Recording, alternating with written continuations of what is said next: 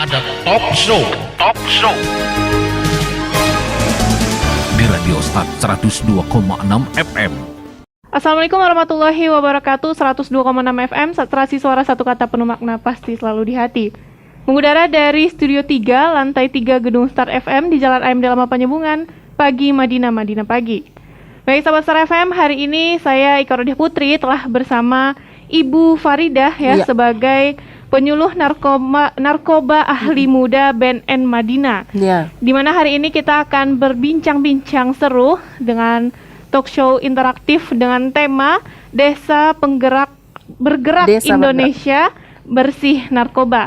Dan Ibu, langsung saja saya tanyakan kabarnya dulu ya. Sehat ya Bu? Alhamdulillah sehat. Dek Ika gimana? Alhamdulillah sehat juga. Harus tetap jaga kesehatan ya, tetap protokol kesehatan ya Dek Ika ya. Ibu, ini ada pertanyaan dari sahabat Star FM atau netizen ya. Netizen sahabat Star FM menanyakan, gimana sih Bu caranya nih masyarakat untuk mengadukan ke BNN kalau ada di sekitarnya pengguna, umpamanya tetangga. Tapi dia mungkin bingung kan, aduh dia tahu nih tetangganya pengedar atau pengguna, bagaimana cara untuk mengadukan ke BNN? Jadi saya sapa dulu pendengar semuanya dimanapun Anda berada. Bagaimana kabar Anda hari ini? Mudah-mudahan sahabat-sahabat Star FM semuanya dalam keadaan sehat walafiat. Dan tetap kita ingatkan agar tetap melakukan protokol kesehatan apabila Anda berada di luar rumah. Ya, tetap pakai masker, jaga jarak dan sesering mungkin mencuci tangan dengan air mengalir. Karena pandemi ini nyata dan belum berakhir ya. Jadi kita harus sama-sama mau berusaha untuk memutus penyebarannya gitu. Nah, kembali ke adik yang permasalahan yang adik tanyakan. Jadi Dek, kalau misalnya kita tahu tetangga kita terlibat penyalahgunaan dan peredaran narkotika, itu kita wajib melaporkannya ya. Jadi kalau kita berdiam diri saja, itu sebenarnya kita bisa dipidanakan malah ya. Kita malah bisa dituntut. Kenapa? Karena kita diam saja, tidak melaporkan dengan sengaja. Nah, apabila kita hendak melaporkan kasus ini, itu kalau ke BNN itu bisa ditelepon langsung bagian di nomor handphone 0813 61 07 1717. Nanti mungkin para pendengar semuanya sahabat Star FM nanti bisa menghubungi di nomor itu. Dicatat ya sahabat Star FM nomornya, biar kalau ada pengaduan bisa langsung ke nomor BNN tersebut. Nah, selain ke BNN juga kita bisa mengadu ke pihak kepolisian ya, atau malah rasanya terlalu jauh atau rasanya susah betul atau mungkin ada ketakutan tersendiri di masyarakat. Yang jelas kita mesti melapor Dek.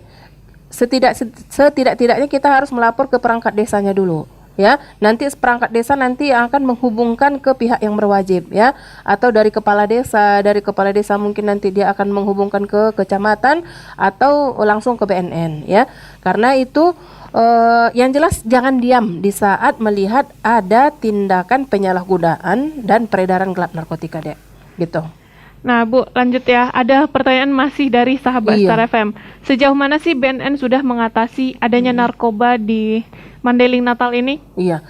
Jadi sebenarnya kita sudah banyak nih Dek bergerak. Ya, di BNNK Mandailing Natal sendiri kita itu sudah melakukan upaya pencegahan ya. Upaya pencegahan ini mulai dari penyuluhan-penyuluhan. Ini berhubung karena dalam keadaan Covid ya, kita tidak melakukan penyuluhan di sekolah. Jadi kita lebih banyak penyuluhannya itu melalui media sosial. Jadi nanti sahabat Star FM semuanya bisa melihat di media sosial kita ya.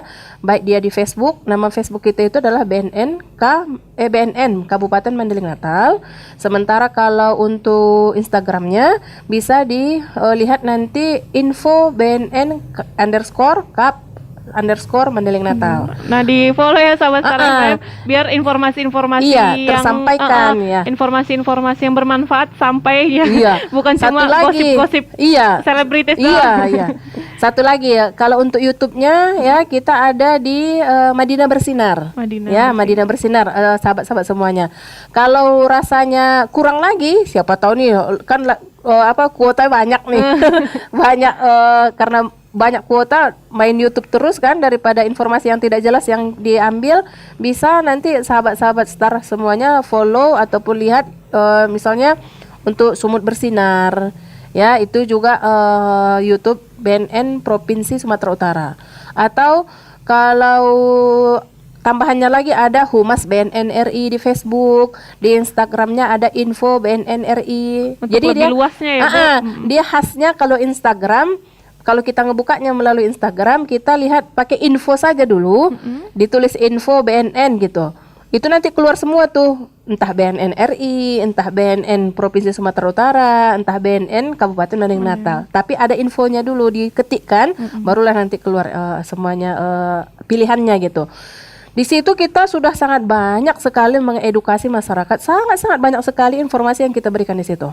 Nah, itu untuk upaya pencegahan. Kemudian kita juga melakukan upaya pemberdayaan masyarakat, ya. Pemberdayaan masyarakat ini, Dek, dan sahabat semuanya, itu tujuannya itu adalah untuk bagaimana cara kita agar masyarakat ini berdaya dan mampu mengalih fungsikan dari tanaman ganja ke tanaman hortikultura atau tanaman yang menghasilkan lainnya, asal yang penting nggak menanam ganja lagi gitu. Nah, kemudian kita juga melakukan upaya rehabilitasi. Upaya rehabilitasi ini nanti akan kita bahas lebih lanjut. Dan satu lagi upaya kita itu adalah upaya pemberantasan, ya. Upaya pemberantasan ini adalah untuk yang paling banyaknya di kabupaten kita ini adalah melalui operasi ladang ganja, ya. Jadi ladang ganja ini berapa? Maksudnya kalau ada ladang ganja yang kita temukan di wilayah Kabupaten Mandailing Natal ini, itu akan kita lakukan pemusnahan di tempat, ya. Kemudian beberapa barangnya, pohonnya itu ataupun yang dalam bentuk keringnya, kalau memang ada di tempat, itu akan kita bawa ke BNNK Mandailing Natal sebagai barang bukti gitu. Setelah barang bukti itu biasanya diapain, Bu? Ya, mungkin banyak nih pertanyaannya. Iya, banyak netizen. Iya, banyak ini dikemanain nih, iya, gitu ya. jangan-jangan dijual lagi sama iya. Ya benar ya. Jadi baik dia barang bukti berupa ganja, berupa sabu, berupa ekstasi dan segala macam, itu nanti setelah jalur hukumnya selesai ataupun sudah berjalan, itu nanti barang bukti ini akan dimusnahkan. Jadi ya? semua barang bukti itu tetap dimusnahkan, Iya. cuma ada sebagian yang dipakai untuk barang bukti ya. Ujungnya semua akan dimusnahkan. Jadi gini, Dek, dia kan permasalahan narkotika ini kan dia diatur dalam Undang-Undang Nomor 35 Tahun 2009 ya. Jadi dia di sini setiap barang bukti yang didapatkan itu nanti misalnya barang bukti ini nanti akan dia nanti dihubungi dulu pihak kejaksaan bahwa inilah barang buktinya, ya. Kemudian setelah itu barang bukti ini nanti akan diserahkan dulu ke bagian laboratorium. Nanti akan diperiksa dulu. Misalnya, kalaupun kita misalnya dapat misalnya tumbuhan ganja, ini beberapa tumbuhan ini mesti kita kirim dulu ke laboratorium. Nah, nanti di situ akan diperiksa untuk memastikan.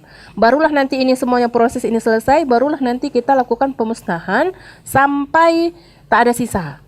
Ya mungkin pendengar bertanya-tanya gimana sih cara pemusnahannya kalau nggak ada sisa gitu. Atau kalau menurut Adek gimana kira-kira ada tidak pemusnahan yang tanpa sisa? Kalau mungkin kalau nggak pakai alat nggak bisa ya kan. Jadi kita menggunakan alat namanya insinerator. Jadi insinerator ini dibakar sampai habis, dia tertutup. Ada kayak tabung besar. Jadi dia nggak kemana-mana ya, Bu? Jadi asap yang keluar pun tidak ada lagi mengandung narkotika. Jadi, itulah yang banyak orang kadang kurang bertanya. Informasi ya, Bu. Iya. Kalau dibakar pasti asapnya masih mengandung narkotika gitu. Benar. Ini enggak. Ternyata ada cara khusus ada alatnya. Ya. Ya, ada alatnya. Jadi kalau kita misalnya operasi ladang ganja misalnya di perbukitan di balik-balik sana atau di atas-atas sana ya. Misalnya itu kalau kita operasi ladang ganja, itu pembakarannya di tempat. Maksudnya pembakarannya masih manual. Ya, kita cabutin tumbuhannya, kita siramkan dengan minyak tanah baru dibakar. Nah, asap yang dikeluarkan di TKP di lokasi tersebut itu memang masih mengandung narkotika. Tetapi kalau untuk pemusnahan barang bukti yang sudah dibawa ke kantor dan sudah dibawa ke laboratorium, itu pemusnahannya itu sudah menggunakan alat insinerator ini. Jadi tidak mengandung lagi ya. Jadi asapnya ini pun sangat sedikit sekali, dan yang keluar itu asapnya tidak mengandung narkotika lagi. Nah, itu dia. Memang bagus juga ini pertanyaan ini. Karena banyak kan, Bu, masyarakat berpikiran kemana sih alat-alat bukti ini ya Iya. kan. Dan Atau misalnya kalau ekstasi ya kan kecil, iya, siapa tahu dikemanakan. nanti dikantongin malah sama petugas gitu. Enggak. Jadi itu berapa barang bukti yang didapatkan itu ketat itu dek pengawasannya. Ya, mana kemana disimpan di mana diserahkan kepada siapa itu semuanya lengkap itu. Iya. Ibu, ini ada lagi pertanyaan. Mm-mm. Seberapa banyak sih jumlah pengguna narkoba di Madinah deh? Di Madinah Iya. atau di Indonesia juga Di boleh. Indonesia. Dan lokasi mana saja kah yang banyak menggunakannya dan produksi ya istilahnya apa tuh? Bu? Iya, penyalahguna. Nah, penyalahgunanya. Iya, angka prevalensi, angka perkiraan penyalahguna ya. Jadi sebenarnya jumlah dari penyalahguna ini melebihi dari 5 juta orang. Ya, jadi kalau kita bayangkan, kalau kita ibaratkanlah semua mereka ini membentuk suatu pulau dan satu negara sebenarnya sudah bisa. Udah punya negara sendiri. Iya, kenapa? Karena penduduk negara Singapura saja itu hanya sekitar 5 juta orang saja gitu. Nah, Sama dengan pengguna narkoba. iya, sama sebegitu banyaklah jumlah penyalahguna narkotika di Indonesia ini. Nah, tapi ada lagi yang paling prihatin kita melihatnya, yaitu angka jumlah penyalahguna narkotika di Sumatera Utara termasuk yang paling tinggi di Indonesia. Ya, itu hampir sekitar 13% dari keseluruhan penyalahguna di Indonesia. Itu untuk Sumatera Utara. Kemudian disusul oleh Sumatera Selatan, ya. Sumatera Selatan nomor 2, prevalensi penyalahguna yang paling banyak itu sekitar 10%. Kemudian barulah disusul oleh DKI Jakarta. Ya. Jadi kan gimana namanya? Sedih campur ya, prihatin ya. Terus rasanya kalau kita mendengar itu apa sih yang bisa kita lakukan gitu kan ya, daripada kita Apa yang hanya membuat menonton gitu. mereka juga salah langkah sampai Iya. mencoba ke sana ya, Bu? Ya, sementara dari semua banyak penyalahguna ini kita hanya mampu merehabilitasi itu hanya sekitar 10% saja, 10,5%. Ya, dari keseluruhan total ya penyalahguna narkotika tersebut. Jadi bisa kita lihat bahayanya di situ, kemudian banyaknya penyalahguna yang tidak mampu ataupun tidak mendapatkan layanan rehabilitasi dan segala macam. Kalau mereka nggak mendapatkan layanan rehabilitasi, maka ini akan menjadi pecandu yang baru, bahkan mereka bisa jadi beralih menjadi pengedar gitu loh deh, ya. Dan setelah itu, Bu, cara mengatasi narkoba yang semakin bertambah ini Iya. gimana sih? Untuk rehabilitasinya sendiri bagaimana? Terus dan sebagainya itu prosesnya gimana sih, Bu? Jadi segala penanganan kasus narkotika ini semua diatur dalam undang-undang ya, Dek. Jadi para pendengar Star FM juga ada sistem regulasi kita, ada sistem hukum kita yang mengatur cara penanganan kasus penyalahgunaan narkotika ya. Di Undang-Undang Nomor 35 tahun 2009. Nah, di undang-undang ini telah mengatur sanksi pidana bagi siapa-siapa saja yang melanggarnya ya. Bagi orang yang memproduksi dan mengedarkan, tentu sanksi hukumannya itu jauh lebih berat daripada korban penyalahguna. Karena korban penyalahguna ini kan misalnya dia hanya dipaksa oleh temannya, berarti dia termasuk kategori korban itu. Jadi disogokin ya, Bu, nih coba-coba gitu iya, ya. kadang kalau dia nggak mau nyoba malah disertai dengan ancaman oleh temannya ya. Maka dia disebut dengan korban penyalahgunaan narkotika. Nah, sementara kalau dia posisinya hanya sekedar penyalahguna atau korban, yaitu bisa nanti kita berikan pelayanan secara khusus, penanganan secara khusus, yaitu rehabilitasi. Dan itu diatur di undang-undang. Jadi nggak suka-sukanya BNN memilih, kamu rehabilitasi, kamu di penjara, enggak. Ya, jadi itu sudah diatur di undang-undang. Nah, rehabilitasi ini pun merupakan serangkaian pemulihan ya, serangkaian upaya pemulihan bagi pengguna narkotika secara berkelanjutan. Jadi nggak bisa dia misalnya 8 sesi konsultasi misalnya selama proses rehabilitasi sudah selesai gitu, nggak bisa. Ya, jadi memang proses rehabilitasi ini dilakukan oleh BNN, tetapi misalnya setelah selesai proses konsultasinya dia di kantor, ini nanti akan dilanjutkan dengan proses pasca rehab namanya. Ini nanti akan dikembalikan si korban ini ke masyarakat otomatis nanti akan terlibat semua pihak keluarga, semua masyarakatnya harus Untuk terlibat. mengawasinya ya, Bu. Iya. Dan yang paling pentingnya itu adalah untuk mencegah agar dia tidak kambuh kembali. Ya, itu dia. Nah, mungkin para pendengar semuanya juga banyak nih bertanya. Kalau mau rehabilitasi nanti malah ditangkap oleh BNN Iya, gitu. benar. Malah takut ya dihukum iya. hukum penjara takutnya mereka. Jangan kamu datang ke BNN katanya. Nanti malah kamu nggak pulang, malah dipenjarakan gitu. Enggak. Jadi sebenarnya banyak cerita-cerita yang nggak benar, yang malah menakut-nakuti masyarakat kita, yang malah masyarakat ini dibuat menjadi jauh dari BNN ataupun layanan rehabilitasi ini. Bahkan sebagian orang tua ada yang tahu anaknya ini sudah mulai mencoba narkotika, tetapi dengan sengaja didiam-diamkan. Sebenarnya itu adalah akan lebih menghancurkan masa depan anaknya lagi, ya, akan lebih menghancurkan masa depan si anak. Karena kadang-kadang hanya karena alasan yang simpel, malu gitu. Malu sama tetangga ya, takut. Jadi permasalahan narkotika ini masih sering dianggap sebagai aib. Jadi karena sebagai aib ya keluarga semampu mungkin menutup-nutupinya gitu. Jadi permasalahannya kalau keluarga asik menutupi, si anak akan semakin jauh, akan semakin rusak. Nah, semua energi keluarga pun akan terkuras hanya untuk mengurusi satu anak ini. Bayangkan kalau anak yang lain tidak terurus hanya satu anak ini. Hanya karena satu si anak yang sudah terlanjur menyalahgunakan narkotika, ya.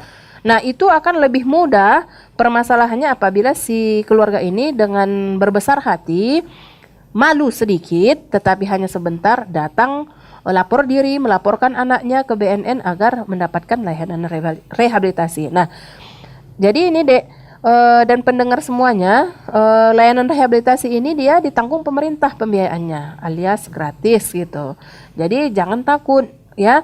Palingan nanti yang ditanggung keluarga itu hanya sekedar ongkos dia datang ke BNN atau ongkos mereka saat menuju layanan rehabilitasi rawat inapnya gitu. Nah, jadi Dek, kakak jelaskan dulu sedikit mungkin tentang rehabilitasi ini ya. Jadi rehabilitasi ini dia ada namanya rehabilitasi rawat jalan dan ada rehabilitasi rawat inap. Jadi kalau dia rehabilitasi rawat jalan itu bisa kita layani di BNNK Mandailing Natal. Ya, bisa kita layani di BNNK Mandailing Natal. Alamat BNNK kita ada di Komplek Perkantoran Payaloting, ya, di Komplek Perkantoran Bupati. Kalau dari jalan lintas ini masuknya dari pintu kedua, gerbang kedua kantor bupati tersebut. Kalau masuk dari gerbang kedua kan nanti dapatnya duluan itu kantor DPRD ya. Iya. Ya, terus saja ikuti jalan utamanya, nanti bakal jumpa kantor BNNK. Nanti kalau bingung juga gampang, tinggal tanya ya Bu. Iya, ada kok di petunjuk jalan juga kita sudah ada petunjuk di jalan di menuju, komplek perkantoran tersebut sudah ada petunjuk jalannya.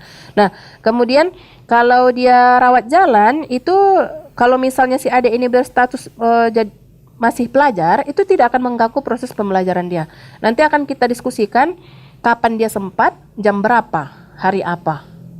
Ya. Dia tetap bersekolah. Iya, kalau misalnya sekarang masa daring, misalnya mereka daringnya dari jam 8 sampai jam 2 misalnya. Jadi ya, difasilitasi ya untuk belajar. Iya, dia orientasinya tetap sesuai kebutuhan si si korban ini.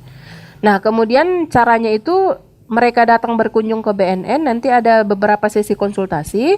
Nanti sekitar 8 kali konsultasi datang ke BNN berkunjung, itu nanti setelah itu mereka nggak nginep di BNN Kak. Mereka habis itu nanti mereka pulang. Makanya dia dikatakan dengan rehabilitasi rawat jalan. Nah, sementara kalau dia rehabilitasi rawat inap, para pendengar Star FM dimanapun Anda berada, itu si korban ini kita inapkan. Ya, kita inapkan di pelayanan rehabilitasi atau kita menyebutnya itu loka rehabilitasi. Kalau untuk Sumatera Utara itu ada di Lubuk Pakam.